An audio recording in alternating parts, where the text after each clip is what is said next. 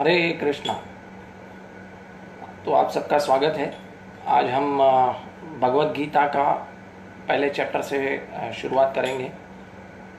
तो chapter first start करने से पहले हम थोड़ा सा कीर्तन करेंगे और बाद में हम भगवत गीता के पहले चैप्टर के लिए आगे बढ़ेंगे। जय राधा माधव कुंज बिहारी, गोपीजन वल्लभ गिरिवरधारी, यशोदानंदन ब्रज जनरंजन, यमुना तीरवनचारी, यमुना तीरवनचारी। जय राधा माधव कुंज बिहारी, गोपीजन वल्लभ गिरिवरधारी, यशोदानंदन ब्रज जनरंजन, यमुना तीरवनचारी। हरे कृष्णा कृष्णा कृष्णा हरे हरे, हरे राम राम राम हरे हरे, हरे कृष्णा कृष्णा कृष्णा हरे हरे, हरे राम राम राम हरे हरे, हरे कृष्णा कृष्णा कृष्णा हरे हरे, हरे राम राम राम हरे हरे, हरे कृष्णा कृष्णा कृष्णा हरे हरे, हरे राम राम राम हरे हरे। जय प्रभुपाद जय प्रभुपाद, प्रभुपाद जय प्रभुपाद, जय गुरुदेवा गुरुदेवा जय गुरुदेवा, जय निताई गौर हरि बोल निताई गौर हरि बोल, निताई गौर हरि बोल निताई गौर हरि बोल। अनंत कोटि वैष्णव वृंद की जय, श्रील प्रभुपाद की जय, निताई गौर प्रेमानंदे, हरि हरि बोल। ओम अज्ञानतिमिरन्धस्य ज्ञानञ्जनशलाखया चक्षुरुन्मीलितं येन तस्मै श्रीगुरुवे नमः। श्रीचैतन्यमनोभीष्टं स्थापितं येन भूतले स्वयं रूप कदा मह्यं ददाति स्वपदान्तिकं। हे कृष्ण करुणा सिन्धु दीनबन्धु जगत्पते, गोपेश गोपिका कान्ता राधा कान्ता नमस्तुते। तप्त कांचन गौरंगी राधे वृंदावनेश्वरी, ऋषभानुसुते देवी प्रणमामि हरिप्रिये। वाञ्छाकल्पतरुभ्यश्च कृपा सिन्धुभ्य एव च पतितानां पावनेभ्यो वैष्णवेभ्यो नमो नमः। नमो विष्णुपादाय कृष्णपृष्ठाय भूतले श्रीमते भक्तिवेदांत स्वामिनिति नामिने, नमस्ते सरस्वते देवी गौरवाणी प्रचारिणे, निर्विशेष शून्यवादी पाश्चात्य देशतारिणे। जय श्री कृष्ण चैतन्य प्रभु नित्यानंद, श्री अद्वैत गदाधर श्रीवासादि गौर भक्तवृंद। हरे कृष्णा कृष्णा कृष्णा हरे हरे, हरे राम राम राम हरे हरे, हरे कृष्णा कृष्णा कृष्णा हरे हरे, हरे राम राम राम हरे हरे। मूकं करोति वाञ्छालं पंगुं लंघयते गिरिं, यत्कृपातमहं वन्दे परमानन्दमाधवं श्रीचैतन्य ईश्वरम्। हरे कृष्णा। तो आप सभी का बहुत बहुत स्वागत है। आज हम भगवत गीता का पहला अध्याय शुरू करने जा रहे हैं। आप सबकी कृपा है और मैं आज जो कुछ भी बोलूँगा अपने हृदय के शुद्धिकरण के लिए बोलूँगा और आप सबका आशीर्वाद चाहिए। तो आज का चैप्टर शुरू करने से पहले मैं आपको पहले ये बात बता देना चाहता हूँ कि आज का एक चैप्टर है, इसमें बहुत ज़्यादा कुछ है नहीं, मेन 3 चीज़ें हमें सीखनी है। तो आज के चैप्टर के बाद ये सिर्फ और सिर्फ एक दिन में, आज के दिन में चैप्टर ख़त्म हो जाएगा। बाकी जो दूसरे चैप्टर से हम रविवार से स्टार्ट करेंगे वो हम 10-10 या 15-15 श्लोक लेके एक साथ हम करेंगे, और दूसरे चैप्टर को लाइक 3 दिन या 4 बैठक लग जाएंगी हमें, 3 या 4 क्लासेस। तो कृपया आप कुछ भी मिस मत कीजिएगा भगवत गीता में, otherwise you will not be able to understand. अगर आप मिस भी कर जाएं तो पेज पे लिंक होगी, आप उसको कृपया क्लिक करके सुनिएगा। तो आज का भगवत गीता का पहले चैप्टर में हम मेन 3 चीज़ें बताएंगे। जनरली एक्चुअली इस चैप्टर में बताने के लिए कुछ नहीं है, इसमें जनरली ये है कि कौरवों की सेना में कौन कौन है और पांडवों की सेना में कौन कौन है। ज़्यादातर श्लोक वही हैं जो अर्जुन बोलता है और संजय बोलता है। तो धृतराष्ट्र ने पहला श्लोक कहा है भगवत गीता में, वही एकमात्र श्लोक कहा धृतराष्ट्र ने। उसके बाद पूरी भगवत गीता में धृतराष्ट्र का एक भी श्लोक नहीं है। कुछ श्लोक संजय ने कहे हैं, कुछ श्लोक प्रश्न के रूप में अर्जुन ने कहे, और बाकी सब श्लोक भगवान श्री कृष्ण ने उपदेश के रूप में कहे हैं। तो पहले अध्याय का नाम है कुरुक्षेत्र के युद्ध में युद्ध स्थल में सैन्य निरीक्षण। धृतराष्ट्र उवाच धर्म क्षेत्रे कुरुक्षेत्रे समवेतायुयुत्सवः मामकाः च पांडवाश्चैव किं कुरुवत् संजयः। अभी ये पहले श्लोक में संजय से पूछ रहा है, संजय उसका सारथी था। धृतराष्ट्र संजय अपने सारथी से पूछ रहा है कि धृतराष्ट्र ने कहा, हे संजय, धर्मभूमि कुरुक्षेत्र में युद्ध की इच्छा से एकत्र हुए मेरे तथा पांडु के पुत्रों ने क्या किया। तो आप देखिए धृतराष्ट्र ने पहले ही श्लोक में डिस्क्रिमिनेशन ला दिया।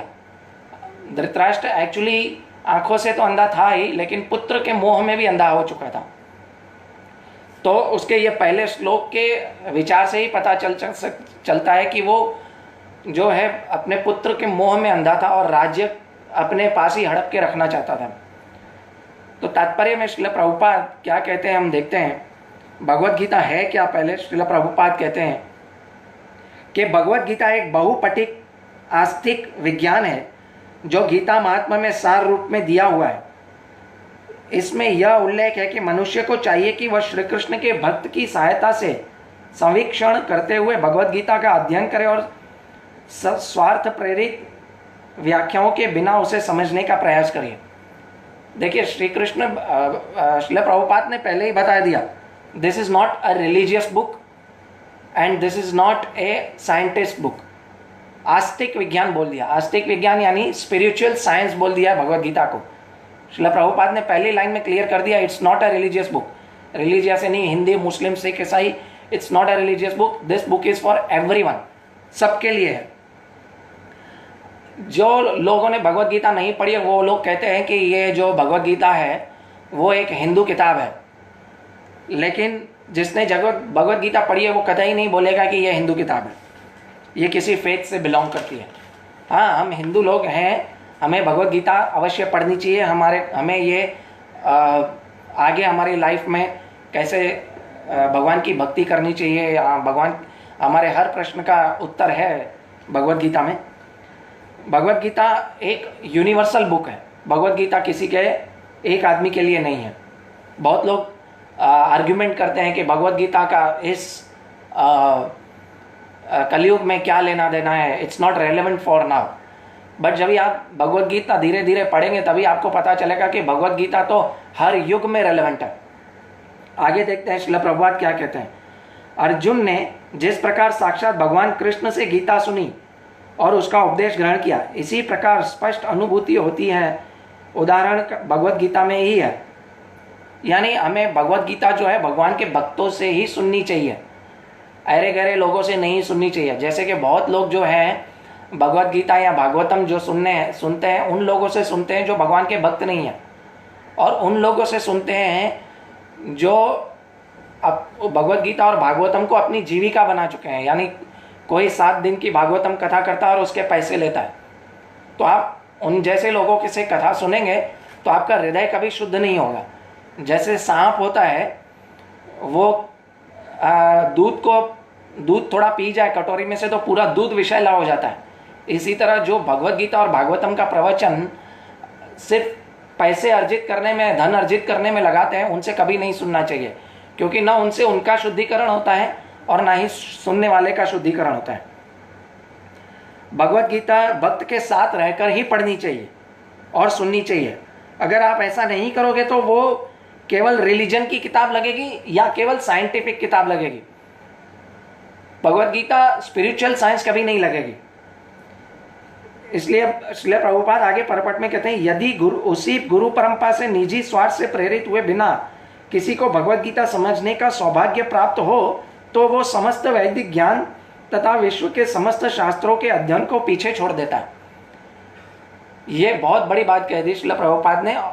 कहा है कि ये सब वैदिक ज्ञानों का सार है और जो सब अनेक शास्त्रों में नहीं है, आगे श्रील प्रभुपाद परपट में कहते हैं कि जो सब दूसरे शास्त्रों में नहीं है वो भगवत गीता में है और जो सब दूसरे शास्त्रों में है वो भी भगवत गीता में है। उदाहरण के भगवत गीता में आत्मज्ञान भी है कि मैं शरीर नहीं हूँ, आत्मा हूँ, जो हम 2nd चैप्टर में आगे पढ़ेंगे, साइंटिफिक रीजन जिसे बोलते हैं। और भगवत गीता में वो भी है जो भगवान अवतार कैसे लेते हैं, भगवान इस धरती पर क्यों आए, ये भी है भगवत गीता के अंदर। तो Bhagavad Gita combination of religion and science, spirituality and science. आगे पढ़ते हैं। पाठक को भगवत गीता में न केवल अन्य शास्त्रों की, देखो जो मैं बोल रहा था श्रील प्रभुपाद वही आगे लिखते हैं, पाठक को भगवत गीता में न केवल अन्य शास्त्रों की सारी बातें मिलेंगी अपितु ऐसी बातें भी मिलेंगी जो कहीं उपलब्ध नहीं है। यह भगवत गीता का विशिष्ट मानदंड है। ये मानदंड, एक्चुअली यही मानदंड है भगवत गीता का समझने का। भगवत गीता को एक रिलीजियस, ना ही सिर्फ रिलीजियस बुक मानना नहीं चाहिए, इट इज फॉर एवरीवन।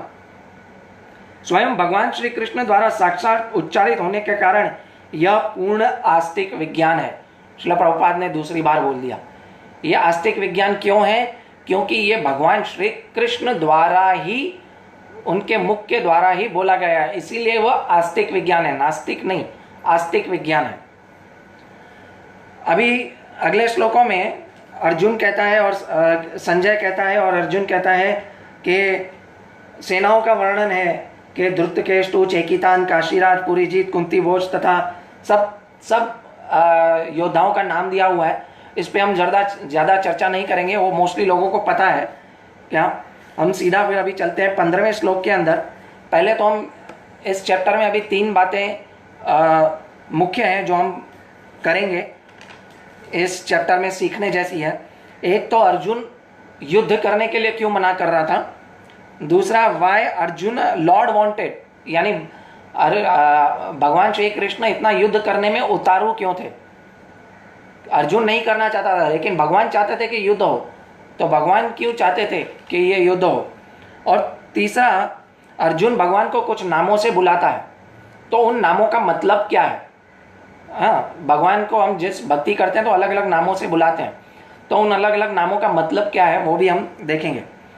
तो हम आइए अभी 15वें श्लोक में आते हैं कि 15वें श्लोक में भगवान के नाम है। भगवान का नाम क्या है? ऋषिकेश। पांचजन्यम ऋषिकेशो देवदत्तम धनंजय पौंड्रम धन्मो महाशंखम भीमकर्मावृकोदरः। अर्जुन यहाँ भगवान को ऋषिकेश करके संबंधित करता है।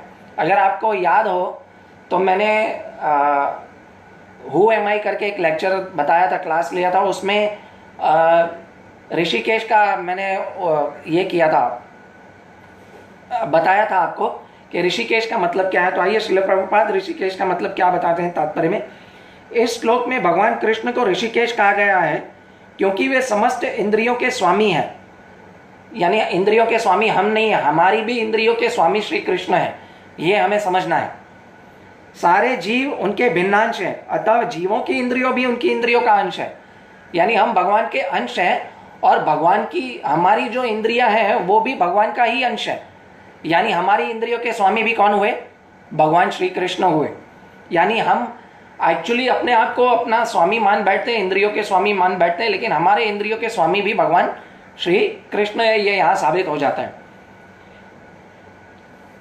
तो ऋषिकेश का मतलब क्या है? ऋषिकेश का मतलब है इस इंद्रियों से, ऋषिकेश हमारी जो ऋषिक है उससे भगवान की सेवा करना, ऋषिक से ऋषिकेश की सेवा करना। और जब ही दुर्योधन और अर्जुन भगवान के पास गए थे मदद मांगने के लिए, तो देखिए सेवा का एक उदाहरण है। तो भगवान ऐसे ही लेटे हुए थे, तो भीम अर्जुन जो है भगवान के सर के पास जाके बैठ गया और अर्जुन जो है चरणों पे जाके बैठ गया। चरणों पे बैठना मतलब अपने आप को सेवक बताना भगवान का, और सर पे बैठना यानी मैं ही सब कुछ हूँ, मैं भगवान से मैं भी ऊपर हूँ, इसका मतलब ये होता है। और दूसरा इसका मतलब ये है कि जब भी भगवान ने कहा कि आप किसको चूज करेंगे, अर्जुन से पूछा, क्योंकि पहला जो भगवान ने अवसर दिया अर्जुन को, बताया कि आप क्या चूज करोगे। एक तरफ मैं होऊंगा निहत्था, मैं युद्ध नहीं लड़ूंगा, और दूसरी तरफ मेरी नारायणी सेना है, तो आपको क्या चाहिए अर्जुन। तो अर्जुन ने सीधा भगवान को मांग लिया। भगवान को मांगना यानी भगवान की सेवा करना, भगवान की सेवा करना चाहता था। तो इससे हमें समझ में आता है कि ऋषिकेश जो है वो भगवान श्री कृष्ण है, और हमें भगवान श्री कृष्ण की ही सेवा में हमारा पूरा जीवन लगा देना चाहिए। तो अभी आगे हम देखेंगे श्लोका नंबर 21 और 22। 21 और 22 श्लोका में क्या बताते हैं, अर्जुन भगवान का नाम लेते हैं कि हे अच्युत, कृपा करके मेरा रथ दोनों सेनाओं के बीच ले चलें, जिससे मैं यहाँ उपस्थित युद्ध की अभिलाषा रखने वाले को और शस्त्रों की इस महान परीक्षा में जिनसे मैं संघर्ष कर रहा हूँ उन्हें देख सकूं। अभी ये देखो, इसमें बहुत ही अच्छा भगवान को नाम संबोध किया है, अच्युत। अभी जब हम अच्युत का मतलब समझेंगे तो हमें ऋषिकेश का भी मतलब समझ में आएगा। अच्युत का मतलब है जो अपने पद से कभी नहीं गिरे, यानी भगवान हमेशा भगवान रहते हैं। भगवान इस धराधाम पे भी अवतार लेके आते हैं तो भगवान एक सामान्य पुरुष नहीं है, भगवान फिर भी भगवान ही है। मूर्ख लोग होते हैं जो भगवान को एक सामान्य पुरुष समझ बैठते हैं, जैसे कि भगवान 9वें अध्याय में कहते हैं, अवजानन्ति मामूढ़ा मानुश्रिम तनुमाश्रितम, यानी जो वो लोग मूर्ख हैं जो मुझे भगवान नहीं मान के एक अपनी तरह सामान्य पुरुष मानते हैं। भगवान एक तो अपने स्थान से नहीं गिरते हैं, भगवान हमेशा भगवान रहते हैं, वो एक अच्युत का मीनिंग है। दूसरा मीनिंग अच्युत का ये है कि भगवान कभी भी अपने भक्त की सेवा करने में है ना कभी नहीं चूकते। जैसे कि भगवान के भक्त अपनी सेवा करने में चूक जाए, लेकिन भगवान के सेवक जो है ना कभी भी भगवान की सेवा कर, भगवान अपने भक्तों की सेवा करने में कभी नहीं चूकते। हालांकि भगवान है ना जब भी हमारी सेवा करते हैं, हमें जो भी कुछ करते हैं हमारे लिए, तो हम उसे क्या कहते हैं कि भगवान ने हमारे ऊपर कृपा की। एक्चुअली हम ये समझते हैं भगवान ने हमारे ऊपर कृपा की, क्योंकि हम भगवान से कम हैं, इसलिए हम भगवान को ये समझते हैं कि भगवान ने हमारे ऊपर कृपा की। लेकिन भगवान खुद ये सोचते हैं कि मैं अपने भक्त का सेवक हूँ, है ना। भगवान कभी ये नहीं सोचते कि मैं अपने भक्त का भगवान के ये नहीं सोचते कि मैंने अपने भक्त के ऊपर कृपा की है। आप जितनी भी कोशिश कर लो, लेकिन इंद्रियों को वश में करने की जितनी भी कोशिश कर लो नहीं कर पाओगे अगर हम भगवान की सेवाओं में उस इंद्रियों को नहीं लगाएंगे। तीसरे अध्याय के 41वें श्लोक में भगवान कहते हैं कि अपनी इंद्रियों को सेवा में लगाओ, तभी आप मन को कंट्रोल कर सकोगे। अपनी इंद्रियों को मेरी सेवा में लगाओ, नहीं चूको। और आप अगर आपकी अपनी इंद्रियों को मेरी सेवा में लगाओ तो मैं आपकी सेवा करने में कभी नहीं चूकूंगा। इसलिए भी भगवान को अच्युत कहा गया है। अगर हमें भगवान की सेवा मिले तो उसका अवसर हमें कभी नहीं छोड़ देना चाहिए। जैसा कि कभी जन्माष्टमी आती है, जगन्नाथ रथ यात्रा आती है, राधा अष्टमी आती है, कुछ भी आता है, तो अगर हम भगवान की सेवा का अवसर हम छोड़ देंगे तो इससे क्या होगा कि हम भक्ति के पद से नीचे गिर जाएंगे और माया हमारे ऊपर अटैक कर देगी। तो तभी भगवान भी अच्युत नहीं रह जाएंगे हमारी सेवा करने में। और जब भी है ना भगवान की सेवा करने का अवसर नहीं छोड़ना चाहिए। अगर हम भगवान की सेवा करने का अवसर छोड़ देंगे तो हमारा हश्र भी कर्ण की तरह हो जाएगा कि समय आने पर हम सब कुछ भूल जाएंगे, जैसे कर्ण भी समय आने पर अपनी पूरी विद्या भूल गया। इसीलिए हमें भगवान की सेवा हमेशा करनी चाहिए। इसी के परपट में श्री कृष्ण साक्षात भगवान है, किंतु अहेतु की कृपावश मित्र की सेवा में लगे हुए थे। अहेतु की कृपा का मतलब क्या है?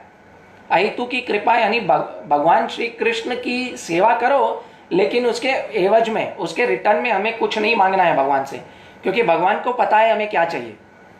अहेतु की कृपा उसे कहते हैं। जैसे श्रीमद् भागवतम का एक श्लोक मुझे आता है, याद आ रहा है यहाँ पे, सवै पुंसा परो धर्मो यथो भक्ति रधोक्षजे अहेतु की प्रतिहता ये आत्मा सुप्रसिद्ध्यति। यानी अहेतु की प्रतिहता, अहेतु की कृपा से हमें भगवान की सेवा करनी चाहिए, अहेतु की भाव से हमें भगवान की सेवा करनी चाहिए, तो ही हमें भगवान की हम भगवान का जो है सेवा कर सकेंगे, और भगवान भी हमारा ऊपर कृपा करने के से कभी नहीं चूकेंगे। तो अभी एक क्वेश्चन है कि भगवान श्री कृष्ण का हमने नामों को तो समझ लिया क्या है, आगे भी एक और श्लोक में आएगा भगवान कृष्ण का नाम गोविंद है, लेकिन अभी अर्जुन का रीजंस क्या था कि फाइट नहीं करने का, युद्ध नहीं लड़ने का। तो देखते हैं हम आगे श्लोकों में वो क्या कह रहा है। कि कह रहा है कि भीष्म, द्रोण, विश्व भर के अन्य समस्त राजाओं सामने भगवान के सामने कहा कि हे पार्थ, यहां पर एकत्र सारे हुए कुरुओं को देखो। आगे कहता है कि ये अर्जुन के एक्सटर्नल रीजंस देखते हैं कि क्या है, और मेन रीजन भी देखेंगे कि अर्जुन युद्ध क्यों नहीं करना चाह रहा था। तो अर्जुन का एक्सटर्नल रीजन ये है कि इतने सारे युद्ध करूंगा, इतने सारे योद्धा मर जाएंगे, तो श्राद्ध कौन करेगा, स्त्रियां विधवा हो जाएंगी, अवांछित संतानें पैदा होंगी, पिंडदान कौन करेगा, भीष्म पितामह जो है गुरु, द्रोणाचार्य है, ये सब मेरे गुरु हैं, मैंने अपने सगे संबंधियों को कैसे मारूं। ये सब एक्सटर्नल रीजन है। हालांकि ये रीजन असली रीजन नहीं है उसके। और अर्जुन इस वजह से युद्ध नहीं कर रहा था कि युद्ध करने के लिए मना नहीं कर रहा था कि वो डर रहा है। एक्चुअली अर्जुन इसलिए उसके ऊपर आध्यात्मिक करुणा थी, इसके लिए वो युद्ध करने के लिए मना कर रहा था, जो हम 28वें श्लोक में देखेंगे। आप कृपया ध्यान रखिएगा, 28वें श्लोक में हम बताएंगे कि अर्जुन के ऊपर ईश्वरीय या आध्यात्मिक करुणा थी, वो क्या करुणा थी, मेन रीजन क्या था जो युद्ध करने के लिए मना कर रहा था। ये जो रीजंस थे वो एक्सटर्नल रीजन थे। एक्चुअली दो लॉजिक होते हैं, एक खराब लॉजिक होता है, एक अच्छा लॉजिक होता है। अभी दुर्योधन का खराब लॉजिक क्या था कि जो भी युद्ध हो करो, ये तो मेरा पर्पस फिल होना चाहिए, मुझे राज्य मिलना चाहिए, मुझे हस्तिनापुर का राज्य मिलना चाहिए, इंद्रप्रस्थ का राज्य मिलना चाहिए, मैं ही राजा बनूं। ये दुर्योधन का लॉजिक था, जो खराब लॉजिक है, जो भौतिक लॉजिक बोला जाता है। और जो अर्जुन का लॉजिक था कि ये घर की बात है और हमारे युद्ध के चक्कर में बहुत सारे सैनिकों को क्यों मार दिया जाए, ये तो अच्छा नहीं है। ये अर्जुन का एक्चुअली लॉजिक था। परंतु ये भी लॉजिक जो था, ये भी लॉजिक एक्सटर्नल लॉजिक था।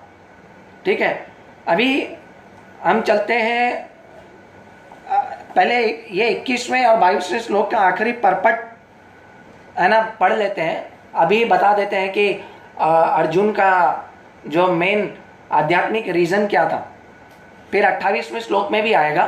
ठीक है, सेकंड पैराग्राफ के परपट में भगवान को बोलते हैं कि भगवान का शुद्ध भक्त होने के कारण अर्जुन को अपने भाव बंधुओं से युद्ध करने की तनिक भी इच्छा न थी, किंतु दुर्योधन द्वारा शांतिपूर्ण समझौता न होने के कारण वो युद्ध करने पर उतारू था, इसीलिए अर्जुन को युद्ध करने के लिए आना पड़ा। अतः वह यह जानने के लिए अत्यंत उत्सुक था कि युद्ध भूमि में कौन कौन से अग्रणी व्यक्ति उपस्थित हैं। इसीलिए अर्जुन जानना चाहता था कि कौन कौन लोग आए हैं इस युद्ध में भाग लेने के लिए।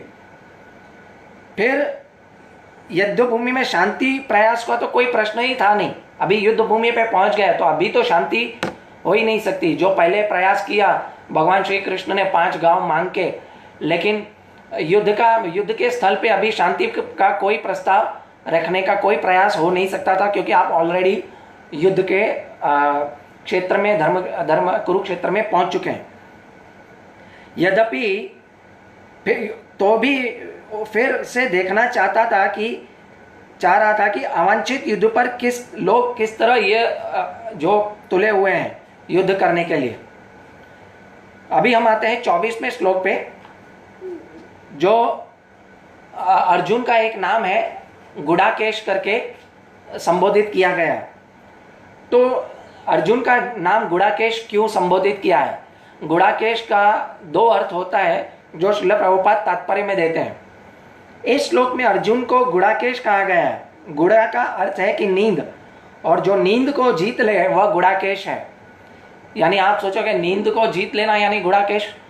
और दूसरा, नींद का अर्थ है अज्ञान भी है, यानी जिसने नींद अर्थात और जो है अज्ञान को भी जीत लिया है उसे कहते हैं गुडाकेश।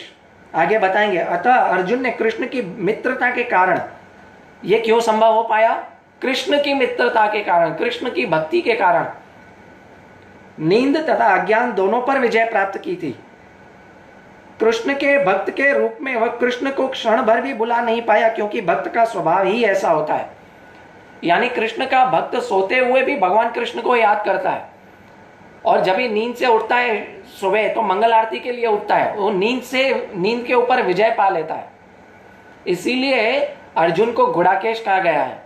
और अपनी अज्ञानता के ऊपर जब भी वो विजय पाता है, इसीलिए भी अर्जुन को गुडाकेश कहा गया है। तो अभी हम 28वें श्लोक में आते हैं। 28वें श्लोक में अर्जुन की करुणा, आध्यात्मिक करुणा का हम लोग फिर से चर्चा करेंगे। यथार्थ भक्ति से युक्त मनुष्य के वे सारे सद्गुण हैं जो सत्पुरुषों या देवताओं में पाए जाते हैं, जबकि अभक्त अपनी शिक्षा तथा संस्कृति के द्वारा भौतिक योग्यताओं में कितना भी उन्नत क्यों न हो, इन ईश्वरीय गुणों से विहीन होता है। यानी भौतिक गुणों से आप कितना भी MBBS करो, कितना भी कुछ कर लो, लेकिन आप ईश्वरीय गुणों से विहीन रहेंगे जब तक आप भगवान श्री कृष्ण के भक्त नहीं रह जाते। अतः स्वजनों, मित्रों तथा संबंधियों को युद्ध भूमि में देखते ही अर्जुन उन सबों के लिए करुणा से अभिभूत हो गया जिन्होंने परस्पर युद्ध करने का निश्चय किया था। अभी यहाँ हम है ना अर्जुन की करुणा को समझने का प्रयास करते हैं। अर्जुन में दैवी करुणा है। करुणा भी दो टाइप की होती है, एक भौतिक करुणा जो आपने देखी, और एक होती है दैविक करुणा यानी ईश्वरीय करुणा। अभी ये भी रीजन देखें कि मैं उन्हें क्यों मारूं, अवांछित संतानें पैदा होंगी, ये एक्सटर्नल रीजन। और करुणा भी आप बोलोगे ये तो है ना, करुणा तो एक सामान्य इंसान में भी होती है। जैसे भौतिक लोगों की करुणा होती है, सामान्य इंसान में भी होती है। जो पढ़े लिखे होते हैं, छोड़ यार ज्यादा झगड़ा क्या करें, ठीक है लेट इट बी, है ना, ये भौतिक करुणा है। तो फिर आप बोलोगे इसमें और हमारे में और अर्जुन में क्या फर्क है? अभी हम इसको अर्जुन की जो है ईश्वरीय करुणा को समझने की कोशिश करेंगे, लेकिन उससे पहले हम भौतिक करुणा के 2-3 उदाहरण समझने की कोशिश करते हैं। भौतिक करुणा ये है कि मतलब जो उसकी आध्यात्मिक करुणा है वो उसका मेन रीजन था युद्ध न करने का। तो हम पहले भौतिक करुणा और आध्यात्मिक करुणा दोनों देखेंगे। भौतिक करुणा जैसे हमने ना संसार में हमारे जो संबंधित लोग होते हैं, जो गरीब लोग हैं, उनकी हम है ना मदद कर लेते हैं, किसी को खाना दे आएंगे, किसी को कुछ भी करेंगे, ठीक है, ये बुरा नहीं है, ये अच्छी बात है, हमें किसी को गरीब को खाना खिलाना चाहिए, ये सब करना चाहिए। लेकिन वो क्या होता है, वो लिमिटेड होती है करुणा, है ना, वो लिमिटेड करुणा होती है। जैसे आपने किसी के बंदे को जेल में जाके खाना दे के आए, कैदी को, वो आपकी करुणा है। परंतु वो बाहर जो हवलदार खड़ा रहता है जेल के बाहर, वो तो हंसता है, छोड़ यार ये देख, अभी इसको पता नहीं है, इसको हम बाद में पीटने वाले हैं इसका जुल्म उगारने के लिए, है ना। तो वो जो उसकी करुणा है वो लिमिटेड है। जस्ट लाइक है ना, एक अंधा दूसरे अंधे को रोड क्रॉस करने का प्रयास करवा रहा है, इसको कहते हैं भौतिक करुणा, है ना। और आध्यात्मिक करुणा जो अर्जुन की करुणा थी, जो कि भगवान से संबंध है, यानी आध्यात्मिक करुणा ये है कि अर्जुन की करुणा ये थी कि मैं तो भगवान श्री कृष्ण का भक्त हूं, है ना, मुझे तो मैं भगवान कृष्ण का हमेशा नाम लेता हूँ, उसका नाम जपता हूँ, और मुझे ना हमेशा भगवान श्री कृष्ण याद रहते, तो मैं अंतकाल में जब ये शरीर भी त्यागूंगा तो मुझे श्री कृष्ण याद आएंगे, तो मैं उनको, है ना, उनके धाम को ही प्राप्त होऊंगा। इसकी ये करुणा थी कि मेरे जो सगे संबंधी हैं, गुरुजन हैं, वो ऐसे ही मर जाएंगे, उनको भगवान प्राप्त नहीं होंगे। क्या उनको उनको ये होगा कि भगवान अपनी शरण में नहीं लेंगे? क्या वो नरक में चले जाएंगे या शायद स्वर्ग में चले जाएं, लेकिन वो भगवत धाम तो नहीं जा पाएंगे, उनको भगवान की प्राप्ति तो नहीं होगी, वो भगवान का नाम नहीं ले रहे हैं। ऐसे ही एक भक्त होता है भगवान का, वो उसको भौतिक करुणा तो करता है, लेकिन साथ साथ वो उसको आध्यात्मिक करुणा देता है, भगवान का मैसेज देता है, भगवान का नाम को जप करना सिखाता है, भगवान की भक्ति सिखाता है। एक भगवान के भक्त की संगति जो है वो स्वर्गिक सुख या स्वर्ग मुक्ति, जो भौतिक संसार में हम जिसको मुक्ति बोलते हैं, वो मुक्ति से भी वो भगवान श्री कृष्ण की जो भक्त हैं उसका एक क्षण मात्र भी संगति जो होती है ना, वो ज्यादा है। इसका संदर्भ में एक मुझे श्लोक याद आता है श्रीमद् भागवतम का, तत्कालीन स्मरण हो रहा है कि पहला स्कंद 18वां अध्याय और 13वां श्लोक, तुलयाम लवे नापि न स्वर्गम न पुनर्भवम भगवत संगी संगस्य मर्त्या नाम किमुताशिष। यानी आप एक भगवान के भक्त का क्षण भर भी जो संगति है वो आप किसी भी भौतिक संसार की प्राप्ति, भौतिक साधनों की प्राप्ति या भौतिक मुक्ति के प्राप्ति से आप जो इस संसार में मरण आसन पे जो लोग बैठे हैं उससे आप कंपेयर नहीं कर सकते। ये है एक डिवोटी के साथ संग करने का, क्योंकि आप जैसा संग करोगे डिवोटी के साथ वैसे वैसे आप आदो श्रद्धा, ततो संग, भजन क्रिया, अनर्थ निवृत्ति, निष्ठा, रुचि, आसक्ति, भाव और प्रेम, ऐसे आएगा। धीरे धीरे स्टेप्स हैं, लेकिन उसके लिए पहले हमें श्रद्धा चाहिए भगवान में और भगवत के भक्तों का संग करना है।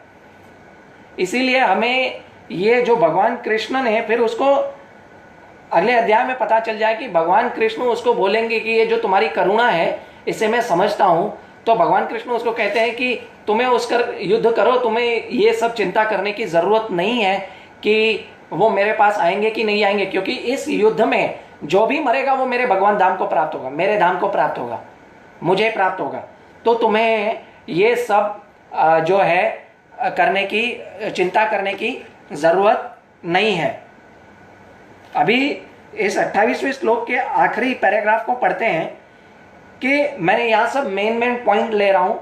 आपके पास अगर भगवत गीता यथारूप हो, मैंने काफ़ी लोगों को व्हाट्सएप ग्रुप पे भेज भी दिया है लिंक, तो आप प्लीज़ कृपया भगवत गीता डाउनलोड करके जो श्लोक मैंने बताया उसका पूरा तात्पर्य पढ़िएगा। हालांकि सब श्लोकों का तात्पर्य पढ़ना चाहिए, पर हमें यहाँ पे मेन पॉइंट लेना है, क्योंकि पहले अध्याय में इतना सब कुछ है नहीं। तो आइए हम, है ना, भागवतम का एक श्लोक का कोट करते हैं श्रील प्रभुपाद, वो आखिरी पैराग्राफ का हम लाइन पढ़ते हैं, पैराग्राफ पढ़ते हैं। जो भगवान के प्रति अविचलित भक्ति रखता है उसमें देवताओं के सद्गुण पाए जाते हैं। जब ही हमने अभी डिस्कस किया देवताओं के सद्गुण क्या है, ठीक है। किंतु जो भगवत भक्त नहीं है उसके पास भौतिक योग्यता ही रहती है जिनका कोई मूल्य नहीं है। अभी देखो यहाँ पे श्रील प्रभुपाद स्पष्ट बता देते हैं कि भौतिक योग्यता, भगवान श्री कृष्ण आगे अध्यायों में बताएंगे कि भौतिक योग्यता जो है उसका कोई भी मूल्य नहीं होता। जैसे कि आप इस जन्म में MBBS बन जाओ, डॉक्टर बन जाओ, इंजीनियर बन जाओ, वो सिर्फ इस जन्म तक ही स्थिर है, अगले जन्म तक आपको वो काम नहीं आएगा। लेकिन एक भगवान का भक्त भगवान का नाम लेता है तो उसको अगला जन्म मनुष्य का भी मिलता है। अगर भौतिक उसकी भक्ति पूरी नहीं है तो उसकी जो नाम है, उसकी भक्ति है आगे कैरी फॉरवर्ड होती है। भौतिक में क्या होता है, अगर आपको दूसरा जन्म मनुष्य का मिल भी गया तो आपको भौतिक उन्नति के लिए फिर से इंजीनियरिंग की पढ़ाई, जूनियर KG से स्टार्ट करके इंजीनियरिंग तक जाना पड़ेगा। लेकिन भौतिक उन्नति ऐसी नहीं, आध्यात्मिक उन्नति ऐसी नहीं है, वो कैरी फॉरवर्ड होती है, रहती है। भौतिक योग्यता ही रहती है जिनका कोई मूल्य नहीं होता। इसका कारण यह है कि वह मानसिक धरातल पर मंडराता रहता है। समझ गए? अगर हम भगवान की भक्ति नहीं करें तो हम मानसिक मंडलातल पर ही, धरातल पर ही रहेंगे, हमें आध्यात्मिक ज्ञान नहीं आएगा और ज्वलंत माया के द्वारा अवश्य ही आकृष्ट होता रहता है, यानी माया के पास में ही पड़ता रहेगा, वो कभी आगे सुख ही प्राप्त नहीं होगा। अभी हम लेते हैं 32वां और 33, 34, 35 श्लोक। इसमें खास करके सिर्फ एक भगवान कृष्ण को गोविंद नाम से पुकारा है। तो गोविंद यानी भगवान की सेवा इसलिए नहीं की जाती कि भगवान आपको तुष्ट करे। भगवान की जो सेवा है वो अहेतुके से कृपा से की जाती है, जो पहले हमने बताया। और भगवान ईश्वरीय करुणा के साथ साथ, जो मैं एक पॉइंट बताना भूल गया, कि ईश्वरीय करुणा के साथ साथ ईश्वरीय क्रोध भी होता है। ईश्वरीय क्रोध ये है कि जैसे हनुमान जी हैं, उन्होंने जो भी क्रोध किया वो भगवान के लिए किया, उन्होंने अपने पर्सनल बेनिफिट के लिए आज तक क्रोध नहीं किया। और हम हैं, जब भी क्रोध करते हैं अपने पर्सनल बेनिफिट के लिए करते हैं, जो हमें कुछ भी नहीं मिलता, जो कुछ भी है हम हमारे बेनिफिट के लिए क्रोध करते हैं, है ना। तो आइए हम 32 से 35वें श्लोक में आते हैं, जिसमें पहले ही बोला गया है हे गोविंद। तो अर्जुन ने भगवान को, कृष्ण को गोविंद कहकर संबोधित किया क्योंकि वो गौ तथा इंद्रियों की समस्त प्रसन्नता के विषय है। अभी आप हरे कृष्ण महामंत्र का जप करो तो भगवान श्री कृष्ण का नाम जप करते समय उनका स्मरण करोगे तो आपका आनंद बढ़ता जाता है, वो कभी कम नहीं होता, है ना। और आप भौतिक चीज हो, जैसे कि किसी ने कोई आपको गाना सुना लिया, वो आप गाना सुनते जाओ तो आप एक गाना 10 बार सुनोगे, 15 बार सुनोगे, 20 बार सुनोगे, धीरे धीरे उसका टेस्ट कम होता जाएगा, उसका स्वाद कम होता जाएगा। लेकिन हरे कृष्ण महामंत्र का कीर्तन या भगवान की कथाओं का कीर्तन, वो कभी भी जो है वो आपको आनंद बढ़ाती रहती है, वो आनंद आपका कम नहीं करती है। इस विशिष्ट शब्द का प्रयोग करके अर्जुन संकेत करना चाहता है कि कृष्ण यह समझने की अर्जुन की इंद्रियां कैसे तृप्त होंगी। ये देखिए, हमारी इंद्रियां, अर्जुन हमारे लिए भी कह रहा है, गोविंद इसलिए कह रहा है कि हमारी इंद्रियां भी ऐसे ही तृप्त होंगी। आप कितनी भी डिजायर्स ले लो, लेकिन आपकी इंद्रियां तृप्त नहीं होंगी जब तक आप भगवान की सेवा नहीं करते। तो यहां पर बता दिया है कि हमारी इंद्रियां तभी ही तृप्त होंगी जब हम भगवान श्री कृष्ण की ही सेवा करते हैं, तभी ही हमारी इंद्रियों को तृप्ति मिलेगी। वरना भौतिक संसार में आप कितने भी इंद्रिय तृप्ति के साधन ढूंढ लो, लेकिन आपकी इंद्रियां कभी तृप्त नहीं होंगी। हालांकि जैसे आग में घी डालने से वो आग बढ़ती है, कम नहीं होती है, तो आप जितनी अपनी भौतिक इंद्रियों से, भौतिक साधनों द्वारा तुष्टि करना चाहेंगे तो उससे क्या होता है कि वो आग और चाहिए उसको। लेकिन यहां गोविंद यानी भगवान श्री कृष्ण की सेवा करेंगे तो हमारी जो इंद्रियां हैं वो ऑटोमेटिक तृप्त होंगी, लेकिन आनंद मिलेगा। भगवान के नाम के सागर में, भगवान की कथाओं के सागर में हम तैरना नहीं चाहते सरफेस पे, हमें उसके अंदर डूबना है। हालांकि नॉर्मल भौतिक सागर में आप डूब जाओ तो आपको निकालेगा नहीं, वो खराब कहा जाता है। लेकिन भगवान की कथाओं और भगवान के सागर, नाम के सागर में डूबना वो हमेशा अच्छा है। आगे तात्पर्य पढ़ते हैं, किंतु गोविंद हमारी इंद्रियों को तुष्ट करने के लिए नहीं है। अभी ये है, यानी हम, God Shri Krishna is not our order carrier, कि हम भगवान को कहें कि आप मेरे लिए ये कर दो, वो कर दो, है ना। हमारी इंद्रियों को तुष्ट करने के लिए भगवान नहीं है। फिर भी भगवान हमें तुष्ट करते हैं, हम जब भी उनकी सेवा करते हैं, सेवा करने से तुष्ट होते हैं, ना कि भगवान को ऑर्डर देंगे और वो हमें सामने से मिलेगा तो हमारी इंद्रियां तुष्ट होगी। श्री कृष्णा, भगवान श्री कृष्ण जो है वो हमारी इंद्रियों को तुष्ट करने के लिए नहीं है, भौतिक यानी भौतिक इच्छाओं को। He is not a order carrier. यहां हम यदि गोविंद की इंद्रियों को तुष्ट करने का प्रयास करते हैं तो हमारी इंद्रियां स्वतः तुष्ट हो जाएंगी। देखो श्रील प्रभुपाद भी यही आगे कहते हैं, ये ऑटोमेटिक हमारे जीवा पे आ जाता है, क्योंकि हम भगवान की सेवा करते हैं तो हमें पता चल जाता है कि इससे, देखिए आप भक्त की संगति में रहेंगे तो आपको भगवत गीता समझ में आएगी। आप ये खुद उठा के भगवत गीता पढ़ना स्टार्ट करेंगे तो आपको जिंदगी में समझ नहीं आएगी, क्योंकि आपकी बुद्धि जो है, आप जिन लोगों के साथ रह रहे हैं हमारी बुद्धि वो जो है उन लोगों जैसी हो जाती है। इसलिए हमें पता समझना चाहिए हमें संगति किसके साथ करनी है। तो हम भगवत की संगति करेंगे और उनसे सुनेंगे, प्रामाणिक गुरुओं से सुनेंगे, प्रामाणिक भक्तों से, शुद्ध भक्तों से सुनेंगे, तो हमें भगवत गीता फिर आके पढ़ेंगे तो हमें समझ में आएगी। ठीक है। भौतिक दृष्टि से प्रत्येक व्यक्ति अपनी इंद्रियों को तुष्ट करना चाहता है और चाहता है कि ईश्वर उसके आज्ञा पालक तरह काम करे। देखिए मैंने पहले आपको यही बताया, श्रील प्रभुपाद भी आगे यही बताया कि God is not our order carrier, okay. किंतु ईश्वर उनकी तृप्ति वहीं तक करते हैं जब तक वे जितनी के वह पात्र होते हैं उस हद तक नहीं कि वे जितना चाहते हैं। अभी ये बहुत ही अच्छा पॉइंट हमें समझ लेना चाहिए कि भगवान श्री कृष्ण हमारी इंद्रियों को तब तक ही तुष्ट करते हैं, हमारी भौतिक इच्छाओं को तुष्ट करते हैं जितने के हम उसके पात्र हैं। हमको 1 करोड़ रुपया चाहिए लेकिन भगवान ने हमें 1 लाख रुपया ही दिया, क्यों? क्योंकि हम उसी के पात्र हैं, है ना। हमें चाहिए मर्सिडीज लेकिन भगवान ने हमें टाटा नैनो दे दी, क्यों? क्योंकि हम उसी के ही पात्र हैं, है ना। ये हमें समझना चाहिए। हम जितना चाहते हैं हमें उतना नहीं मिलेगा, भगवान हमें उतना ही देते हैं जितना हम उसके पात्र हैं। किंतु ईश्वर उनकी तृप्ति वहीं तक करते हैं जितनी के वह पात्र होते हैं, उस हद तक नहीं कि जितना वे चाहते हैं। किंतु जब इसके विपरीत मार्ग ग्रहण करता है, अर्थात जब तक वह इंद्रियों की तृप्ति की चिंता न करके गोविंद की इंद्रियों की तुष्टि करने का प्रयास करता है, तो गोविंद की कृपा से जीव की सारी इच्छाएं पूर्ण हो जाती हैं। ये बहुत ही अच्छा पॉइंट है। इसका उल्टा अगर हम भगवान श्री कृष्ण की इंद्रियों को तृप्ति करने के लिए, भगवान श्री कृष्ण को खुशी के लिए, भगवान श्री कृष्ण को सेटिस्फाई करने के लिए हम सेवा करेंगे और हम भगवान से कुछ नहीं मांग के हम करेंगे, तो भगवान हमें ऑटोमेटिक उतना देंगे जितना हमें नहीं चाहिए, या जितना हम लायक नहीं है उससे भी ज्यादा देते हैं, है ना। ये भगवान थोड़ा भक्तों से पक्षपात जरूर करते हैं, इसलिए हमें भगवान का भक्त बनना चाहिए। लेकिन फिर हमें उसकी इच्छा नहीं रखनी चाहिए कि मैं भगवान की सेवा करूं, क्योंकि मैंने पढ़ा है भगवत गीता में कि भगवान, है ना, मैं भगवान की सेवा करूंगा तो मुझे मेरी जो पात्र हूं उससे ज्यादा मिलेगा। तो फिर वो भी व्यापार हो गया, वो प्यार नहीं हुआ। वो भगवान से व्यापार होता है, प्रेम नहीं होता है। ये भी हमें समझना चाहिए। यहाँ पर जाति तथा कुटुंबियों के प्रति अर्जुन का प्रगाढ़ स्नेह आंशिक रूप से सबके प्रति उनकी स्वाभाविक करुणा के कारण है। मैंने आपको पहले ही बताया कि स्वाभाविक करुणा क्या है। ठीक है, अभी हम लास्ट जाते हैं इस पैराग्राफ का।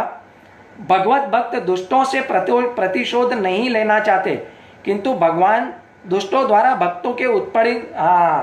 अभी ये हमारा तीसरे सवाल का जवाब है। इसमें हमारा तीसरा सवाल क्या था? पहले तो हमने देख लिया भगवान के नाम का मतलब, दूसरा भगवान के एक्सटर्नल और करुणा वाले, आध्यात्मिक करुणा वाले रीजंस देख लिए कि भगवान ये अर्जुन क्यों युद्ध नहीं करना चाहता था, एक्सटर्नल रीजन और इंटरनल रीजन, करुणा वाले, आध्यात्मिक करुणा वाले।